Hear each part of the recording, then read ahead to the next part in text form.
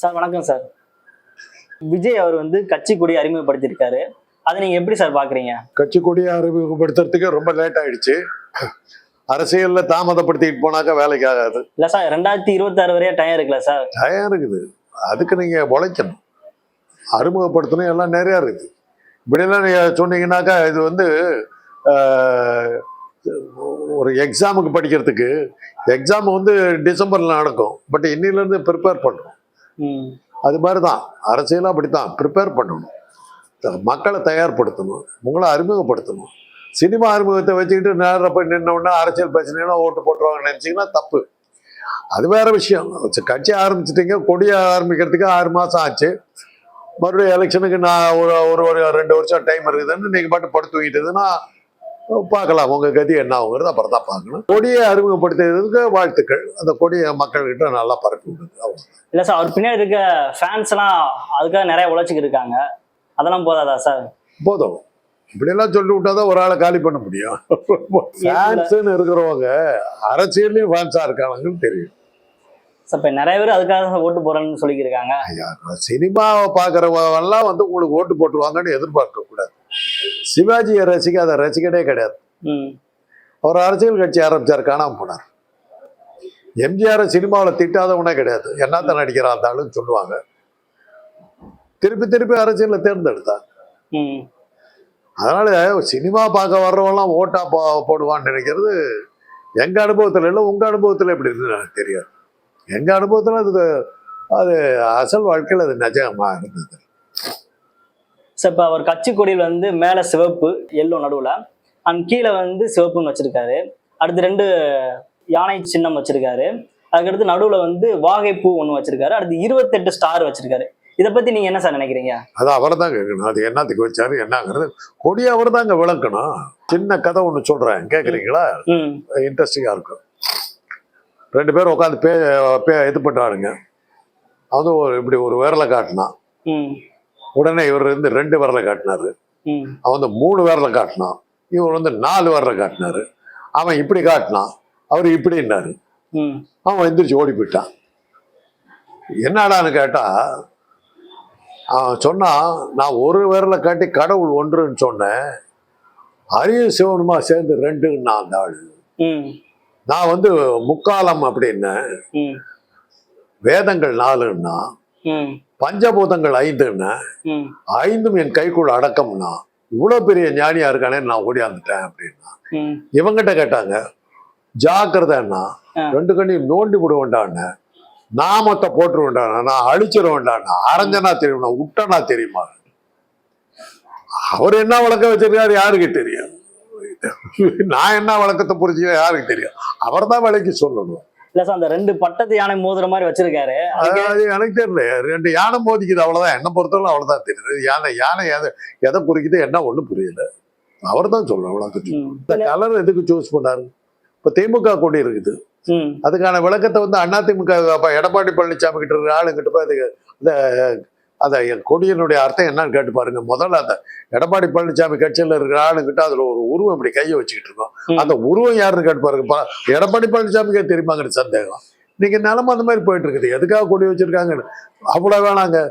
நம்ம தேசிய கொடியினுடைய அந்த 3 வர்ணங்கள்லாம் இருக்குது, அதுக்கான விளக்கம் தெரியுமா உங்களுக்கு? இந்த தேசத்தினுடைய பிரஜை தானே நீங்க. கொடிக்கு விளக்கம் சொல்லுங்க பார்க்கலாம், தெரியுமா உங்களுக்கு? மேல இருக்கிறது வந்து காவி, நடுவுல கலர் தெரியும். அந்த கலருக்கு என்ன அர்த்தம்?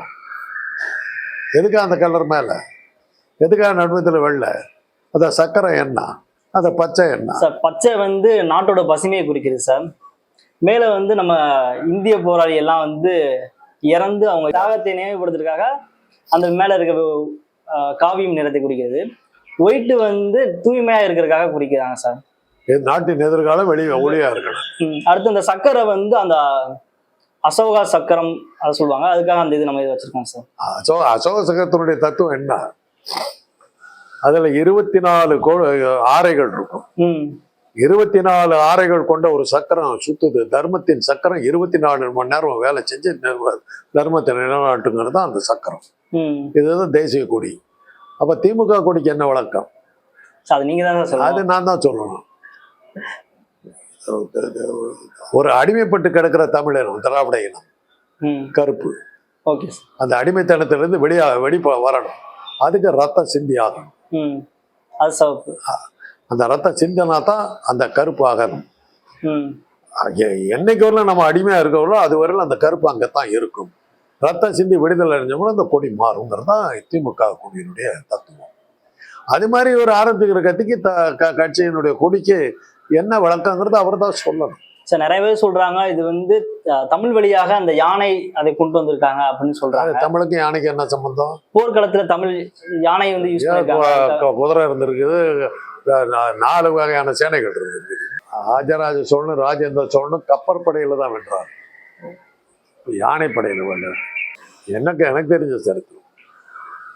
ராஜேந்திர சோழன் வந்து காந்தளூர் சாலைங்கிற கேரளாவில் இருக்கிற இதுல போய் தன்னுடைய கடற்படையை வச்சு தான் வெற்றி காண்றான். அதுதான் அவனுடைய முதல் பெரிய வெற்றி. அதை வச்சுட்டு தான் அவன் கடலை கடந்து கடாரம், சாவகம், புஷ்பகம், இந்த மாதிரி கடாரங்கிறது வந்து பர்மா, சாவகங்கிறது பிலிப்பைன்ஸ், புஷ்பகங்கிறது கம்போடியா.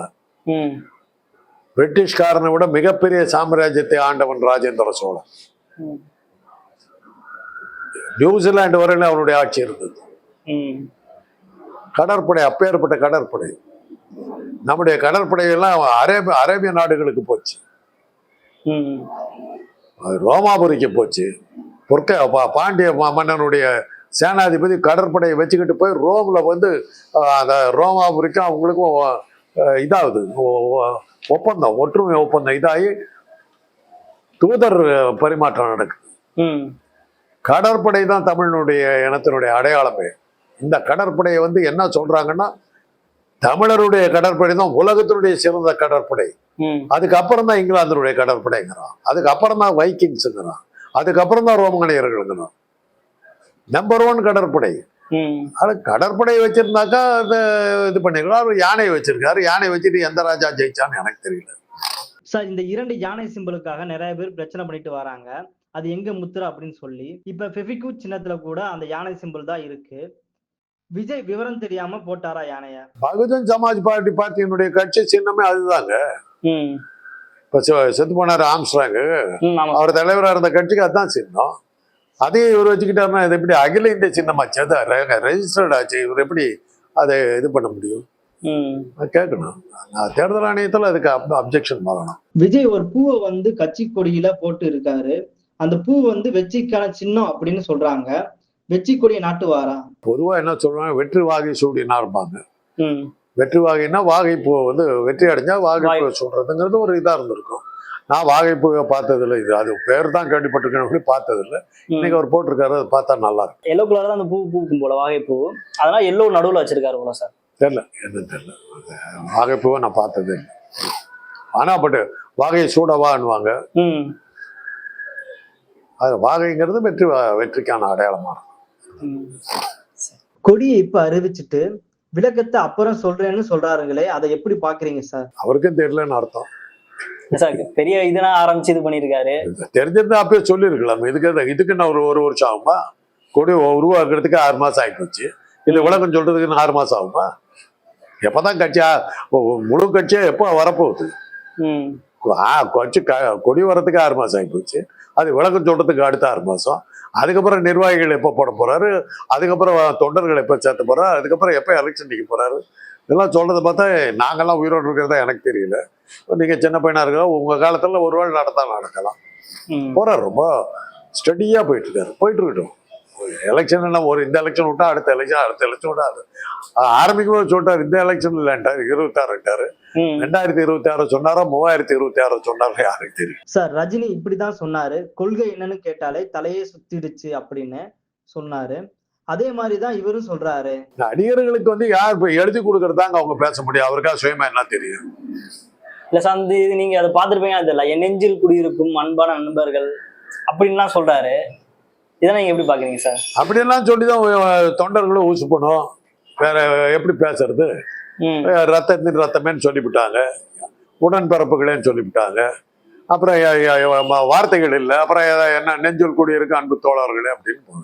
சார், காலையில விஜய் கொடியேற்றும் போது திடீர்னு நியூஸ் சேனல் எல்லாம் தமிழக அமைச்சரவை மாற்றம் அப்படின்னு செய்தி வந்தது. அப்புறம் முதலமைச்சர் அவர்கள் அந்த செய்தி உண்மை இல்லை என்று மறுக்கின்றார்.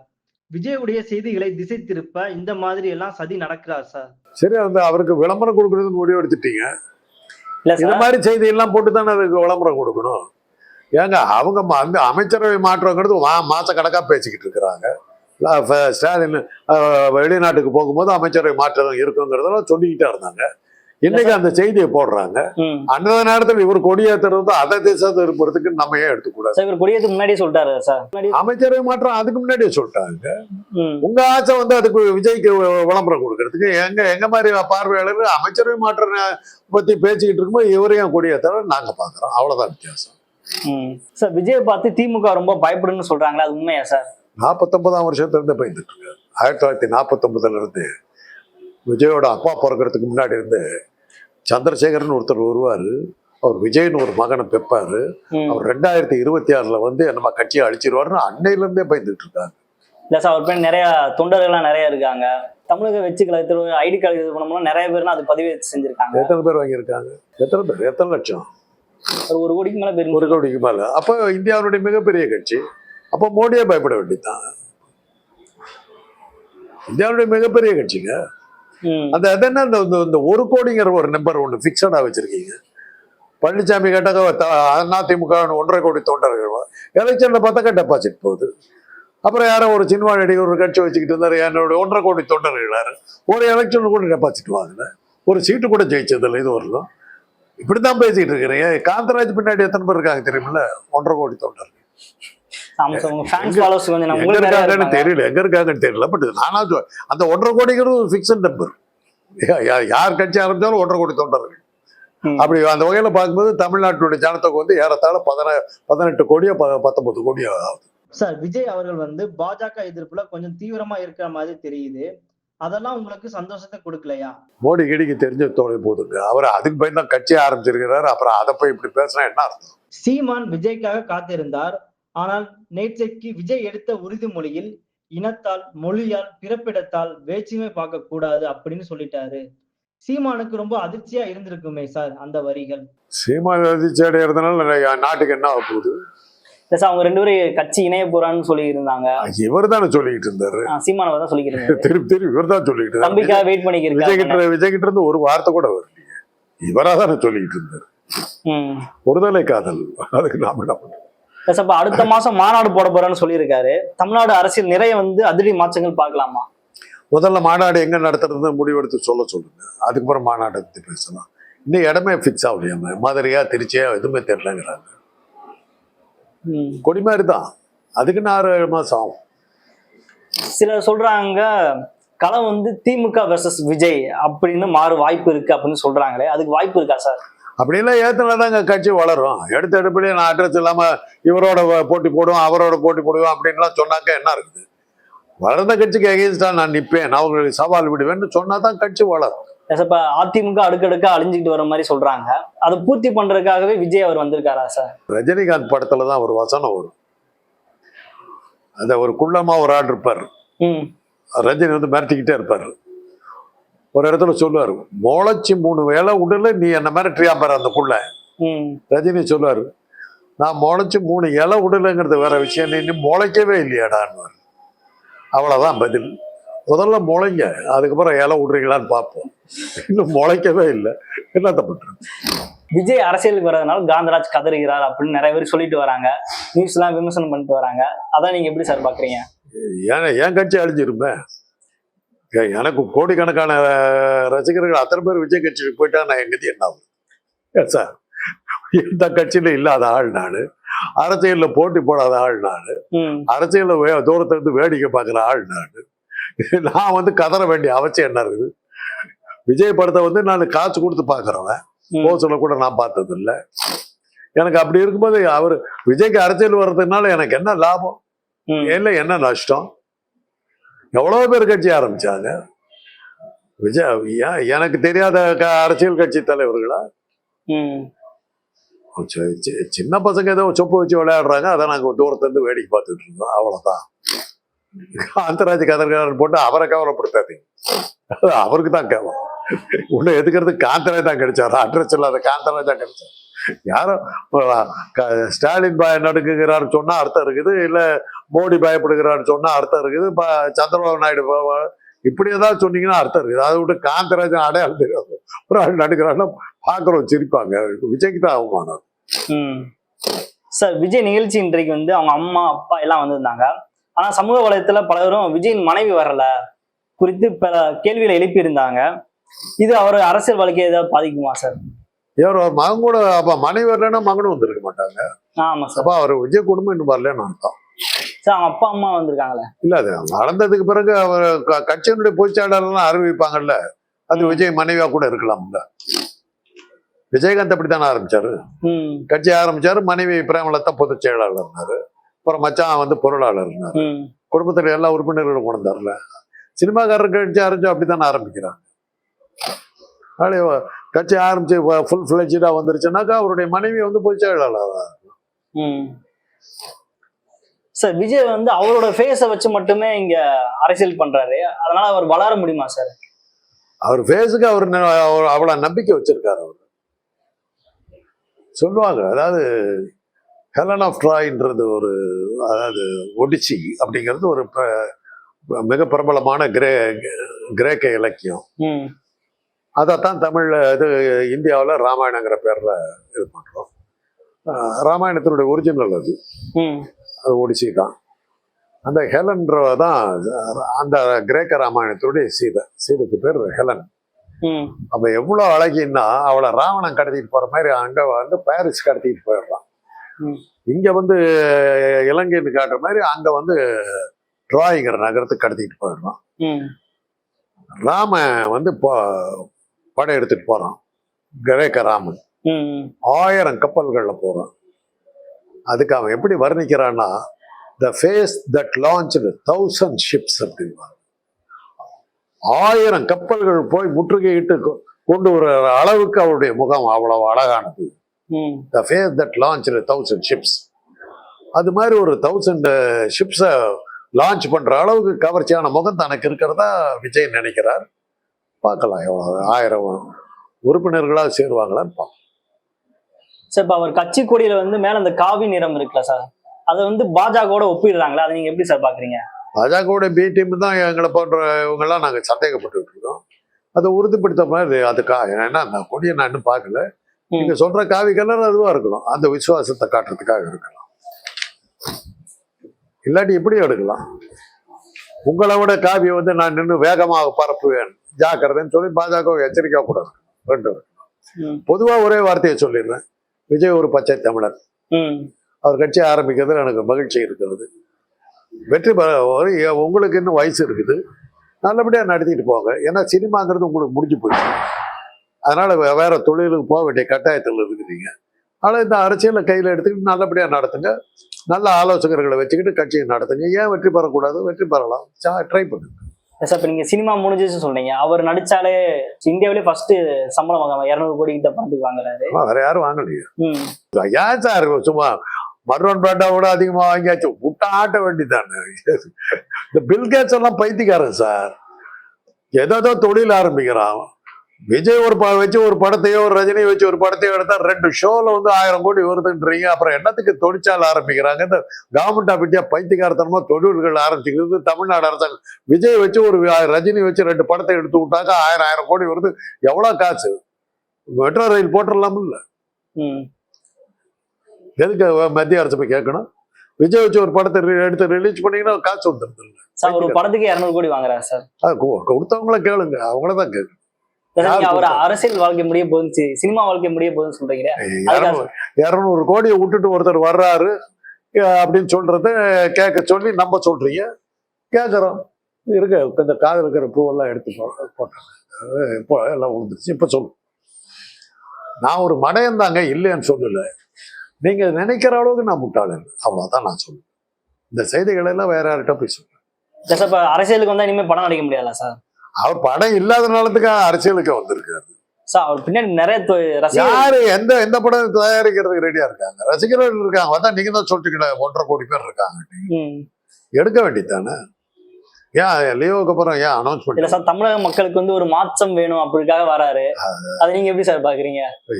அந்த மாற்றம் அவங்க அப்பாவே கொண்டு வரதா இருந்தாரு. அவங்க அப்பாவை ஏன் வெளியே துரத்தினாரு? கட்சியை நடத்த விடாம ஏன் தடுத்தாரு? இல்ல சார், அவர் ஃபேஸ்ல கொண்டு வரணும்னு நினைச்சிருப்பாரு சார். அப்பவே அன்னைக்கு கட்சி ஆரம்பிச்சிருந்தாக்க இன்னைக்கு பெரிய கட்சியா வந்திருக்கு. அவங்க அப்பா பெரிய அம்பாசிடர் காரனா வச்சுட்டு 20 பேரை ஊர்வலங்கள்லாம் கூட்டிகிட்டு வந்து கொடியெல்லாம் முடிச்சுட்டு போனாரு. அப்பா சந்திரசேகர்னு வேற பேர் வச்சுக்கிட்டாரு. அதெல்லாம் பண்ணாருல்ல, அப்பயே விட்டுருக்கலாம் இல்ல, அவரே ஏன் தடுத்தாரு? அப்படி கட்சியே வரக்கூடாதுன்னு சொல்லி தடுத்தவர் இப்பயே ஏன் கட்சியை ஆரம்பிச்சாரு? பல கேள்விகள் இருக்குது.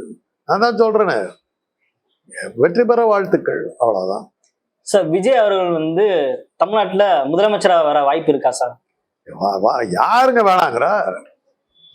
அதுக்கான தகுதியை வளர்த்திக்கிட்டாக்க யார் வேணாலும் வரலாங்க. யார் வரக்கூடாதுன்னு இருக்குது?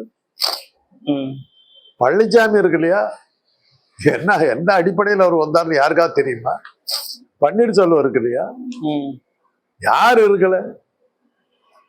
ராமாயணத்தின் அடிப்படையில பாத்தீங்கன்னா இந்த பாரத நாட்டை ஆண்டது ஒரு 2 செருப்பு ஆண்டுச்சு, அது தெரியுமில்ல. ராமனுடைய செருப்பு எடுத்துட்டு போய் சிம்மாசனத்துல வச்சுதான் பரதம் ஆடுறான். செருப்பே ஆண்ட நாடுங்க இது. அப்புறம் என்ன இருக்குது? இல்லை, யார் முதலமைச்சரா ஒரு பிரைம் மினிஸ்டராக வரலாங்க. என்னத்துக்கு சீப்பா பேசுறீங்க? பிரைம் மினிஸ்டரா ஏன் வரக்கூடாதுன்னு ஆசைப்படுங்க. ஏன் விஜய் அவருக்கு பேசும்போது கட்சி கொடி இல்ல, வருங்காலத்துல தலைமுறைக்கான வெற்றி கொடியா மாறும் அப்படின்னு சொல்றாரு. நீங்க இதை எப்படி சார் பாக்குறீங்க? அந்த நம்பிக்கை இருந்தாதான் கட்சி வளரும். அவரே வருங்காலத்துல அடிச்சு போடுன்னு சொன்னாங்க எப்படி இருக்கு? இப்படியெல்லாம் சொல்லிதான் ஆட்களை சேர்த்தணும். அது கரெக்டா தான் பேசுறேன்.